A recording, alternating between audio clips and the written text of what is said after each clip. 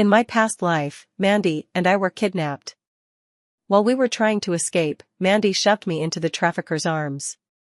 I was beaten and sold to a village to become a poor man's wife. 5 years later, I had become the envied matriarch of a wealthy family, and my husband had risen to be the most sought-after prince of City A.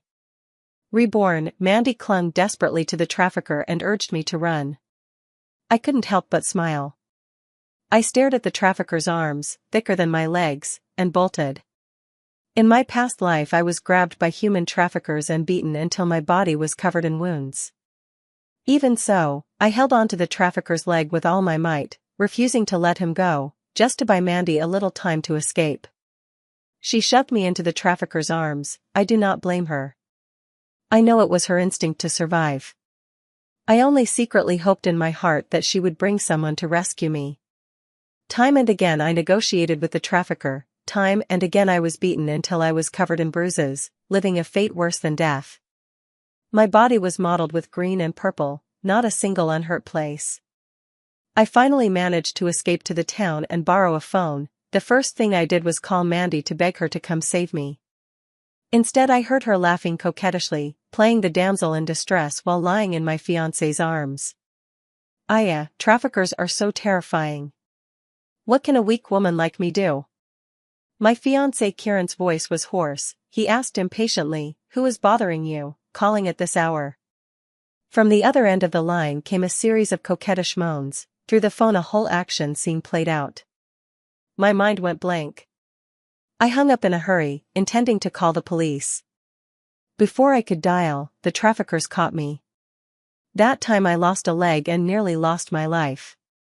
Listening to Mandy behind me imitate the way I was in my past life, I shouted nobly, "Rena, run. I'll hold them off." From behind came the sounds of traffickers punching and kicking, and Mandy's screams. I didn't hesitate and bolted. I had first-hand experience of how vicious these traffickers were. Not running would be idiotic. Mandy's screams kept coming from behind. I ran faster and faster, as if wings had sprouted from my back. I no longer have to follow the old path of my past life. On my own 2 feet, I ran out with my head held high. I ran into the high-speed rail station and, ignoring the strange looks of others, sat on the ground and sobbed uncontrollably.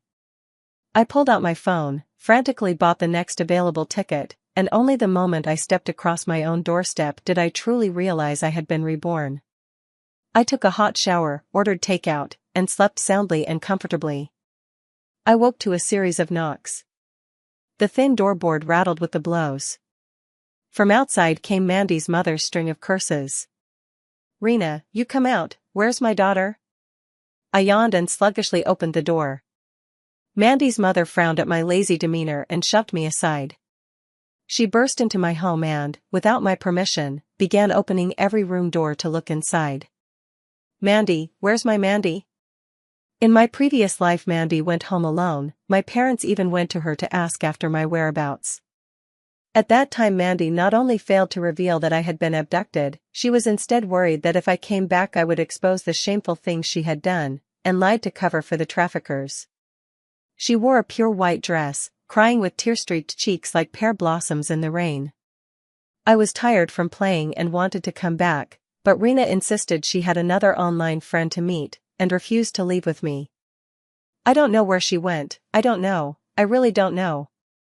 My parents didn't believe I would meet an online acquaintance behind my fiancé's back. They knelt on the floor and begged Mandy to tell them where I was.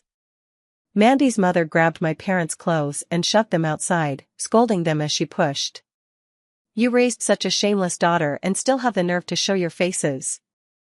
If I were you, I'd hang myself with a rope." As she spoke she took out her phone and filmed my parents' faces, posting it online. "Everyone come and see, your own daughter ran off with some wild man and cheated, and now they're blaming us for it. How can there be people this shameless?"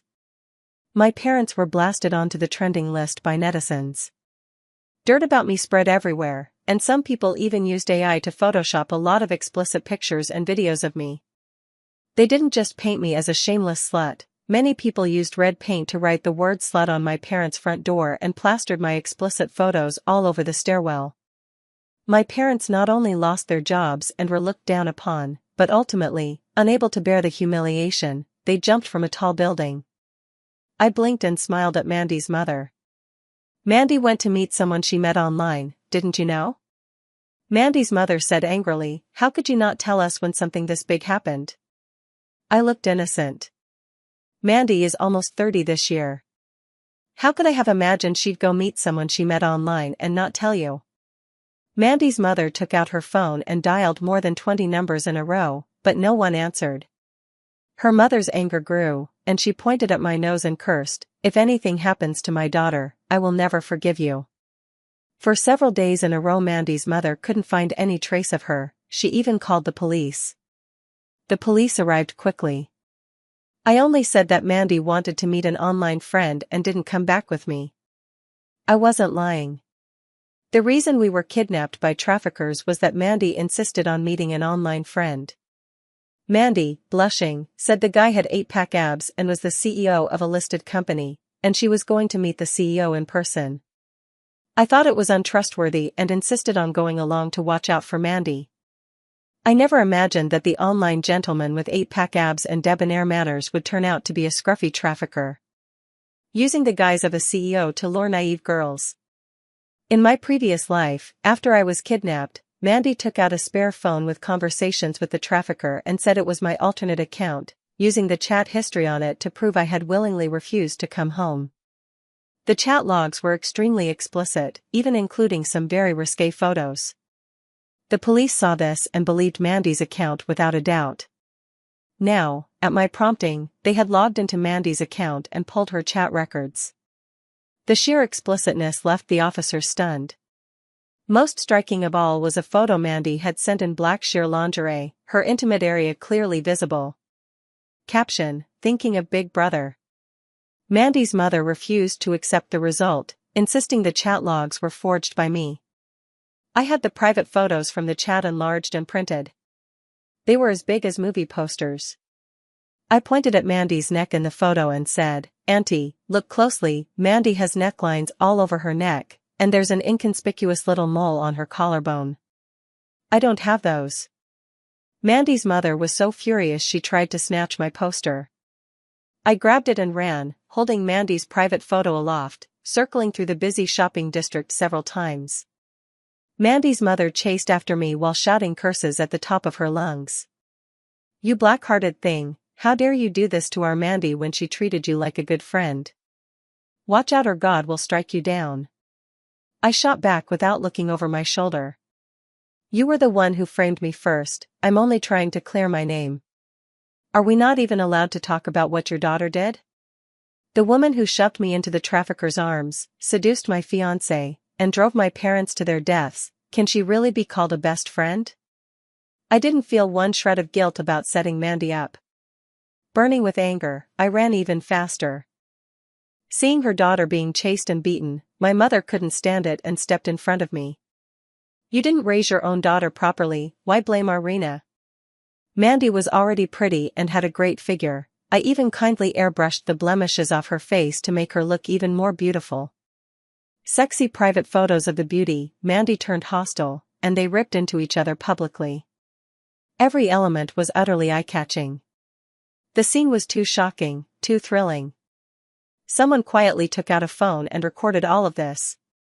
The giant poster in my hands became the focal point of the filming. The internet was flooded with information about Mandy. Those who cyberbullied me in my previous life sprang into action. They started doxing Mandy, even photos of Mandy secretly picking her nose in middle school were dug up. Unlike me in my last life. Other than my fiancé, I never dated anyone, my private life was very clean. People couldn't find any explicit photos of me, so they had to fake them. But Mandy's photos were ready-made. To latch onto wealthy men, she cast a wide net and tried to catch as many fish as possible. She had also flirted with a lot of people. Explicit photos spread everywhere, each more shocking than the last. Her ambiguous lovers realized they were just one of the fish in Mandy's pond and started jumping ship. Some people even started live streams, publicly detailing their relationship with Mandy and posting all kinds of chat logs. What happened to Mandy's parents was even worse than what my parents went through last life. Not only were they splashed with red paint and had explicit photos leaked, someone even threw broken shoes and underwear in front of their door. Mandy became a sensation. Her fiancé Kieran came to find me, hesitating. "Rena, you're Mandy's close friend, how could you do this to her?" If Kieran hadn't suddenly found me, I would have almost forgotten this person. In my previous life his affairs had nothing to do with me. He wasn't involved in the trafficking, nor did he make things difficult for my parents after my incident. But his cheating was an undeniable fact. When I returned to City A again, he and Mandy were already married with a child, appearing blissfully in love. I didn't know when they got together. Judging by Kieran's attitude, it's likely the two of them were already entangled. I glared at Kieran. "How did I wrong her?" Kieran stammered. "You printed out her photos and let the whole country see them." He hesitated and stuttered, unable to form a complete sentence for a long time. "I really don't know what I saw in him in my past life. Mandy chased after rich men, sacrificing her body and wasting her time, and in the end chose such a loser. I don't know what Mandy was after. If she likes Kieran she should just say so, I'll give him to her. Good men are hard to find, but trash is everywhere." I cut Kieran off. First, I printed the photos because her mother smeared the people in them as me. Second, her parents don't come looking for me anymore. Who do you think you are? I shoved Kieran hard. Is Mandy's body soft? Feels good to sleep with? Aren't you afraid of getting sick? A flash of panic crossed Kieran's eyes. Mandy's reputation now stank worse than a rat in the street. He wouldn't dare be involved with her. "Rena, you've changed. You used to be gentle and generous, and now you're so paranoid. Of all people, you're supposed to be Mandy's best Mandy." Hearing the argument between Kieran and me, many people quietly peered out to watch the spectacle. Some even took out their phones to snap secret photos of the two of us. Kieran had his back to them and didn't notice their movements, but I saw everything clearly. My eyes flashed, and I said in a sarcastic tone, calling her Mandy every other word, "How affectionate. And you say you two aren't involved? Do you know what Mandy said when she went out with me this time?" I jabbed Kieran hard in the chest. "She was bragging about her relationship with you." Then I slapped Kieran hard. "You despicable man, I'm breaking up with you." Kieran was stunned by my blow. I'm naturally soft-tempered and have always been easy to bully. How come he seems like a completely different person now? I actually don't have evidence that Kieran cheated. But just as in my past life when Mandy slandered me and I couldn't jump out to refute her, no matter what I say about Mandy, she could never suddenly appear to contradict me. Kieran quickly became, like Mandy, a celebrity in City A, known to the whole country. Not only did he lose his job, he was ridiculed by many people. In my previous life I returned as a wealthy noble's wife not because I was simply lucky, nor because I happened to marry the trafficked young master Alex. It was because, to stay alive and avoid beatings, I showed my talent for business. Seeing my outstanding ability, Alex took me along to do deals. It was less that he took me to do business and more that he watched me. I worked myself to the bone moving goods while he lounged there like a lord smoking, not lifting a finger. Once I was delivering vegetables to a high-end hotel and accidentally encountered an elderly man in shabby clothes having a heart attack. There were many people coming and going, and no one was willing to help. Moved by pity, I assisted him. To repay me, the old man came to my home with his family to thank me. Only then did I learn that he was Walter, the richest man in City A. Seeing that I had some talent for business, Walter took a liking to me. With Walter's help, I was finally able to leave Alex. When I returned home, what I was met with was red oil paint on the front door that wouldn't come off, and the strange looks of everyone around. An aunt who had watched me grow up sighed as she informed me of my parents' death. Upon hearing the news, the desire for revenge consumed my entire heart. Before, I only wanted to go home, now I only wanted vengeance. I would take revenge one by one, on Mandy and her parents, on Alex, on those traffickers, and on the people who bullied me online and drove me to my death. I returned to Alex's side again, consulted Walter many times about the art of business, and desperately worked to build new connections. Walter did indeed have a son, who disappeared in childhood. He searched for him for many years without success, and after learning about my past he gradually came to regard me as his own beloved daughter. Worried that distant relatives might bully me or murder me for the estate after his death, Walter used Alex as a human shield, claiming him as his long-lost biological son. In secret, however, Walter had left all his property to me. I was his sole heir. I calculated the time, it still wasn't time to reunite with Walter. Relying on my memory, I sorted out the money-making schemes that had been booming at this point in my previous life. In that life, the stock market, which had always been sluggish, suddenly took off. In just a few days it made many people fabulously wealthy. Following my memory, I poured all my money into the market. In a matter of days my savings multiplied more than tenfold. Then I took that money and went into business. Using recollections from my past life, I gradually re-established old contacts and drew close to them. Before long I became a celebrated rising star in commerce. My name was known to nearly everyone in City A. As a rising star in the business world, I easily drew close to Walter. I knew Walter's tastes, truly respected him, and had been helping him search for his missing son. Walter gradually opened his heart to me, kept me by his side, introduced me to everyone he met, and created more opportunities for me. My business realm kept expanding. Now Kieran and I live in two different worlds. I am a steadily ascending star.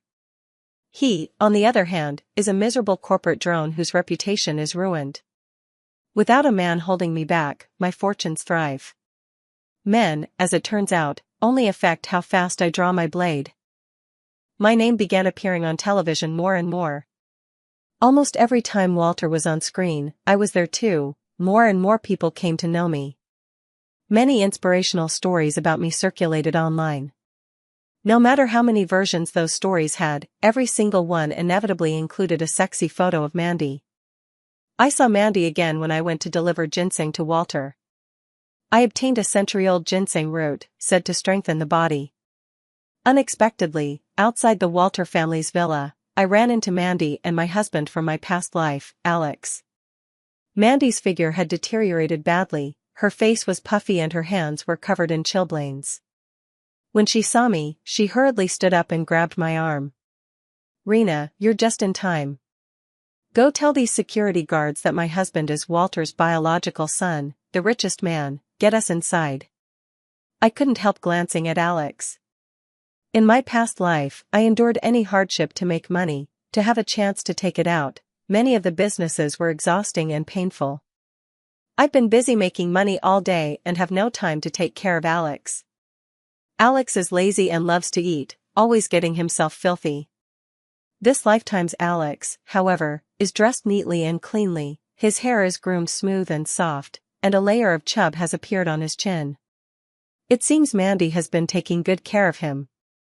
Seeing my gaze fixed on Alex, Mandy hurriedly grabbed his arm, holding him like a treasured possession and watching me warily. "Rena, he's my husband, don't even think about trying anything with him." I laughed at Mandy in annoyance. Me set my sights on Alex?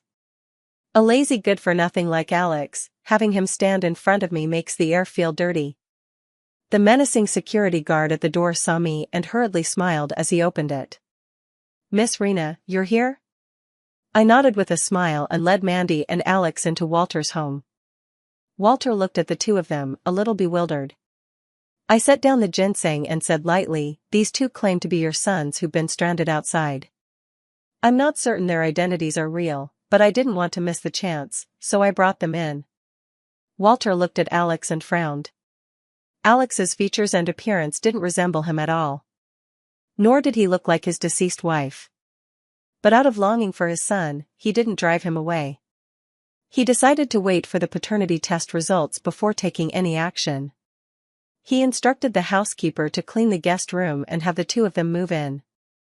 As soon as Mandy entered the Wong household, she strutted about, ordering the villa staff to massage her shoulders and knead her legs, then sent them off to the major shopping malls. Walter wasn't worried about the money. Before he was sure of Alex's true identity, he instructed the butler to indulge Mandy's requests as much as possible. Mandy tilted her head back and said haughtily, "Rena, why work so hard? Instead of going out alone showing your face to do business and accompany old men for social calls, you'd be better off following my example and marrying an up-and-comer early." She considered my success a fluke and credited my efforts to selling my looks. Walter couldn't help frowning at the side. I smiled and said, "I don't have your figure or looks, and I'm not as lucky as you." Mandy had dated dozens, if not hundreds, of men. Among so many men, not a single decent one. You could call it a different kind of good luck, I suppose. Walter couldn't help but remind them from the side. Rena isn't a servant of the Wong family, nor is she an employee of the Wongs. Mandy, draped in designer labels, said in a strange tone. So what? I want her to keep me company. She hooked her arm through Alex's and kept winking at me. Serving me isn't any worse than serving those old men. If I'm in a good mood, I might even give you a couple of designer bags. After living through such hard times in the mountains for so long, Mandy still hadn't gotten any smarter. Doesn't she understand my current value? I only need to open my mouth casually, even give a look, and someone will willingly bring their bag right to me. How could anyone be so stupid as she is? God gave her such a good chance, allowed her to be reborn. Instead of seriously making money, she's fixated on finding a good man to marry. I couldn't help but laugh. Well then, thanks a lot, Mandy. Mandy fondly looped her arm through mine and whispered coldly in my ear, "I know everything you did before. Now my husband is the Prince of City A, and I am the daughter-in-law of the richest family in City A. I will never, never let you off." Listening to her words, my body couldn't help but tremble.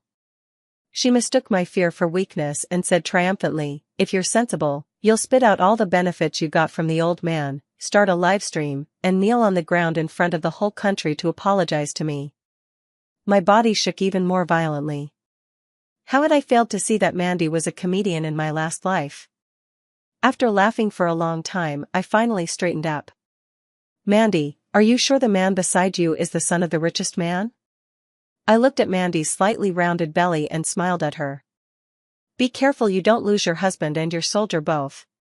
Mandy didn't seem to hear me. She let go of my hand and threw herself into Alex's arms, cooing and acting coy with him. Back in the mountain valley, Alex thought Mandy was the most beautiful, most sensual woman he had ever seen. She treated him so well he wanted to cradle her in the palm of his hand. Now that he knew his true identity, and had seen Mandy's past sordid headlines online, he felt even more certain she wasn't worthy of him. He was now the exalted heir of City A, whatever woman he wanted was at his feet. How could he be seen with a faded, ruined flower like Mandy? Just thinking about how many men Mandy had been with before meeting him, how she had even been trafficked just to meet an online friend, made him unruffled as he gently pried her fingers from his and put distance between them. His gaze landed on me, sticky and possessive. But he quickly looked away. I wasn't particularly good-looking, just ordinary. In this upscale mall, every salesgirl at the counters was prettier than me, with better figures. Alex had spent most of his life in the village and had never seen so many beautiful women. His eyes went wide. More than once he could barely move, drooling over the shopgirls. Mandy beside him couldn't help but pinch his arm in anger. I watched from the side, not surprised by Alex's behavior. He had been like that in his past life, too. Alex knew full well he wasn't Walter's biological son, yet he still paraded around as the City A's playboy heir, living it up everywhere. But Mandy was clearly less magnanimous than I. Before we even left the mall, she had already squeezed Alex's arm until it swelled. The test results came back quickly. More than a dozen laboratories had the same findings. Walter placed the paternity report in front of Mandy and Alex and let out a long sigh. "The results are in, Alex is not my child." Though Alex didn't look like a good man, Walter had secretly hoped this person before him would be his biological son. Unfortunately, the results disappointed him once again. Mandy stood there dazed, then lunged at the pile of paternity test reports. "Impossible, this can't be." She flipped through the reports frantically, one after another. With reddened eyes she threw herself at me. "It was you were behind this, weren't you? You were reborn too, you resent me for not saving you in the past life, so you're doing this to me. I already paid the price in the past life, why are you still doing this in this life? What did I ever do to you?" I sighed and pulled her arm away. "I know you can't accept this fact, but it really has nothing to do with me. Even if I had tremendous power, there's no way I could, in such a short time, simultaneously clear a dozen labs. Walter was used to this kind of farce. In the 20-plus years since his son went missing, many people had come with children pretending to be his boy. When those people's lies were exposed, they all reacted with the same hysterics. He had grown weary of the routine. "Enough," he said, tapping the ground with his cane. "Although Alex is not my son, I am grateful he came here. I won't pursue the expenses you've incurred during this time, consider it a gift from me. Now go." Several bodyguards rushed out and dragged the two of them away. Mandy kept repeating impossible, impossible. She even crouched down and blocked my car. Like a madwoman, she stood in front of my car and demanded of me, "For the sake of our past friendship, please tell me how you managed to get Alex back into the Wong family." She was sure I had schemed behind the scenes. I only sighed and said sympathetically, "I don't understand a word you're saying. There is no such thing as past lives or reincarnation in this world, talk of rebirth is nonsense. If you have time, you should go have your head checked." Mandy stood frozen in place. If there is no past life and present life, then what has everything she's done up to now been for? No, Rena must simply lack memories of a past life, which is why she thinks past and present lives are false. If there truly is no past life, then how did she know about Kieran's existence? To prove that Kieran was the son of the richest man, she tried several times to sneak into Walter's house to steal a tissue with Walter's hair on it. Each time she was caught by the bodyguards. At first Walter could tolerate her. Later he was provoked to anger and called the police. Mandy's mother posted bail for her when she received the news. Mandy's mother couldn't help but lash out when she saw her daughter pregnant by a poor kid and even thrown into a detention center. "You eat and drink on my hard-earned money, and you go and marry something like this? If I'd known you were this useless, I should have strangled you when you were little." She didn't just curse Mandy, she tore into Kieran as well. Her words were as nasty as they could be. Kieran was lazy and greedy, but like many men, he had one big flaw, pride. Hearing Mandy's mother's tirade, his face darkened and he pointed at Mandy, shouting insults. "A worthless woman, what's so special about her? If you look down on me, I'll look down on you right back." Kieran said that as he moved to strip the designer clothes off Mandy and take the luxury bag from her hand. When he had gone shopping with Mandy, he'd seen the price tags on those clothes. One piece could be worth as much as an ordinary person's lifetime half-earnings. With things like that, he could easily buy a wife who was more obedient and prettier than Mandy. Mandy fought back with all her might, but she and her mother were both women, and together they didn't have the strength of one man like Kieran.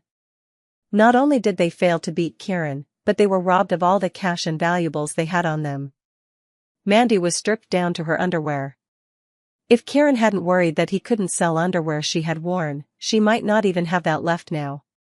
Flashes popped and Mandy was once again thrust onto the trending search lists.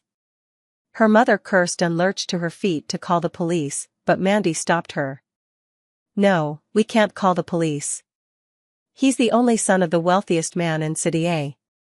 It must be that Rena harbored a grudge and tampered with things, otherwise I would be his wife." She bit her lip as she looked at the phones around her. She decided to take a chance and start a live stream. Before going live, she gave me a call. "As long as you obediently tell me how to get Kieran back into the wealthy family, I can let you go. Otherwise don't blame me for being ruthless." Crazy. I spat at the phone and hung up in a hurry. I glanced at the young handsome officer beside me and gave him a smile. "Officer Zane, based on what I know about Alex, he'll definitely go find those traffickers to trade again." Zane watched Alex on the monitor and nodded slightly. Those traffickers are incredibly cunning. Our setups were detected several times, but with Miss Rena's help, I'm sure we can capture this criminal ring.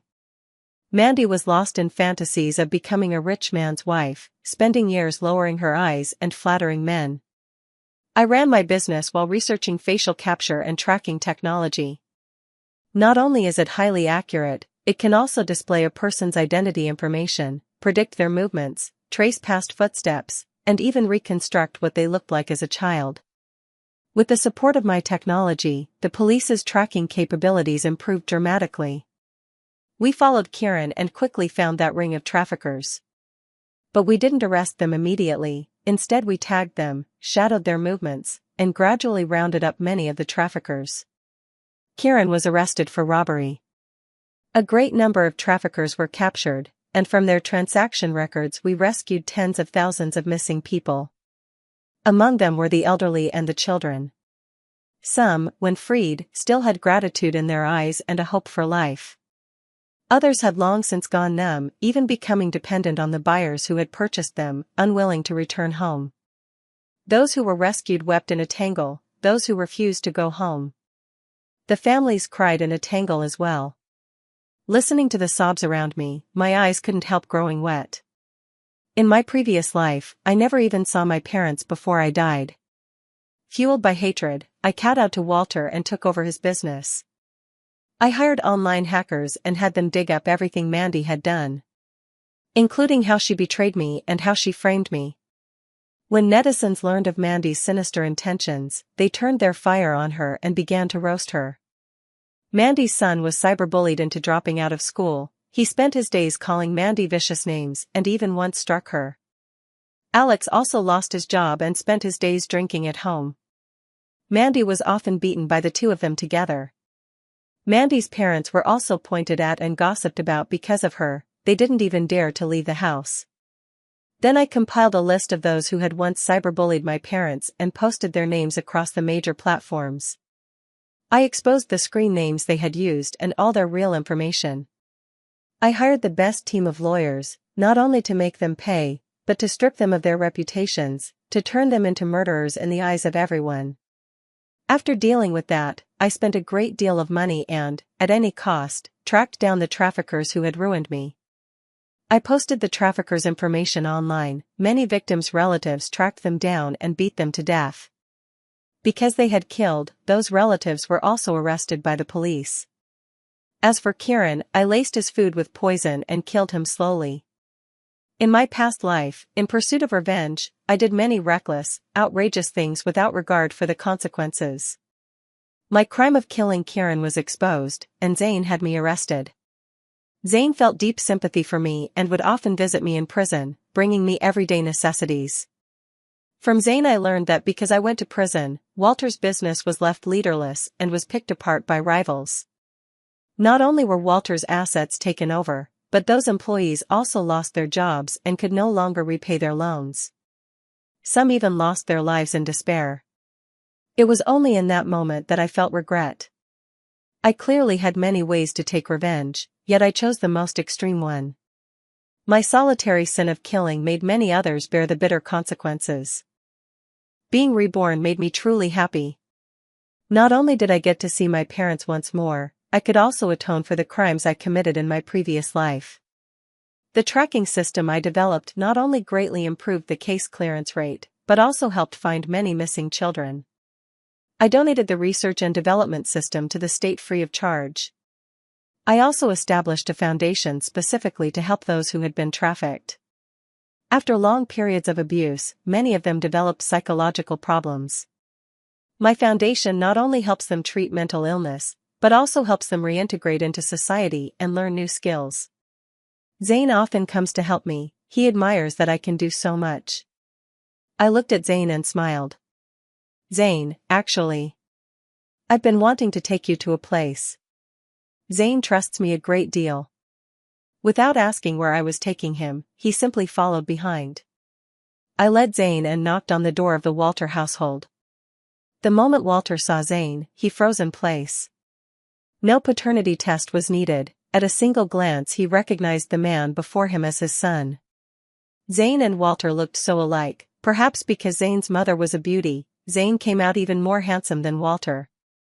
In my previous life, the moment Zane caught me, I recognized him.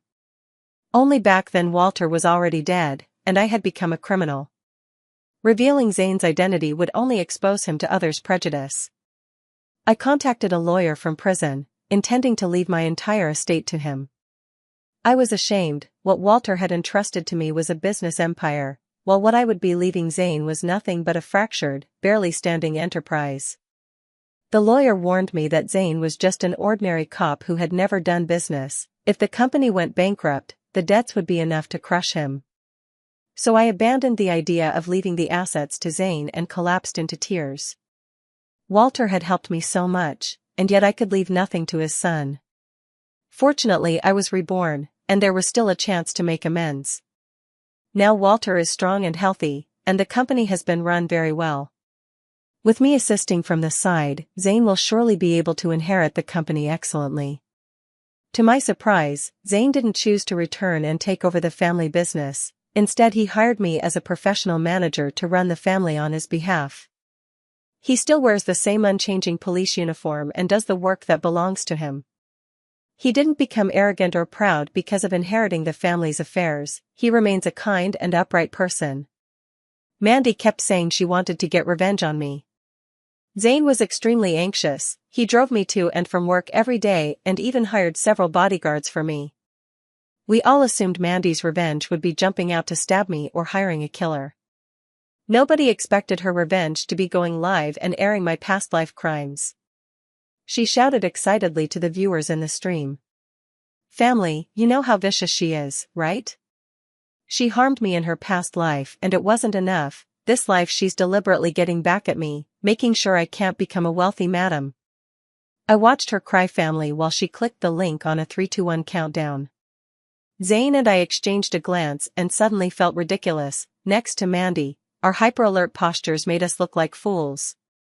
I silently hit the report button, and because of Mandy's long record of bad behavior, her account was permanently banned. Later I heard that she spent her days muttering about past lives and the present, claiming she was about to become a rich madam, clutching her increasingly round belly and refusing to let go. Her mother had her committed to a psychiatric hospital. I went to see her once. Her hair was disheveled, her eyes vacant, she kept hugging a pillow and smiling foolishly. The doctor said that when her daughter was born she kept insisting on holding the baby to go recognize her grandfather, but in a moment of carelessness the child slipped from her hands and was killed by the fall. She, however, kept insisting otherwise, clutching the pillow and calling out "baby." When she saw me she could no longer recognize me. She even thought I was the nanny, and kept saying her husband was the Prince of City A, asking me to make her king crab. When I was released from the psychiatric hospital, the sky itself seemed dim. If it weren't for my past life being captured by Zane, perhaps I, who had finally avenged myself, would have gone mad for lack of a goal. Mandy still had family who came to visit her, while I would only die alone in the psychiatric hospital. A thick coat suddenly fell from the sky and was thrown over my shoulders. I looked up and found Zane's cultured, handsome face. He spoke softly. "Actually, I've been having a dream lately. In it you aren't the admired Miss Rena, just a pitiable, hateful murderer." My heart felt as if something had gripped it hard. I looked at him in surprise. If Zane knew about my past life, then how did he see me? Zane smiled at me. "You look especially small and pitiable in that oversized prison uniform. Even knowing you're a prisoner, my gaze couldn't help but follow you. I investigated your past. I hated myself for not finding you sooner." In the sunlight, he had his hands in his pockets, smiling lazily. "So in this life I found you early. I happened to see you abandon your companions and run, saw you curse your fiancé, saw the big fight at the police station." I suddenly felt a little embarrassed. It turned out he had seen every time I lost my mind. "Do you think I looked ugly like that?" He chuckled and shook his head. "No, I just think the way you bare your teeth and make a show of yourself is so cute I can't help but want to kiss you." I stood stunned in his arms. "This life I don't have to capture you with my own hands, nor stand by your gravestone for the rest of my days. Rena, I love you." The two of us stood on the busy street, unable to stop crying. Being reborn is wonderful. It allows me to make amends for all my mistakes and live happily with the one I love.